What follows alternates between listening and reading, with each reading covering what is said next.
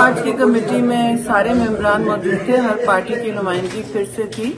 आपको पता है सिक्योरिटी और ट्रैफिक का क्या सूरत हाल है, फिर भी मेंबरान ने भरपूर अपनी शिरकत की और पीटीआई मेंबरान नहीं मौजूद थे जी। उन्होंने अभी तक कोई ड्राफ्ट भी नहीं एक्सचेंज किया और ना उन्होंने अभी तक आज शमूलियत इख्तियार की। देखिए कल जब मीटिंग होती है तो ये क्या पेशरफ करते हैं, क्योंकि जाहिर है अब कंसेंसस ड्राफ्ट आनी शुरू हो जाएंगे इंशाल्लाह कल परसों तक। मैम आज की कमेटी में क्या तय पाया, कल दोबारा इजलास होगा?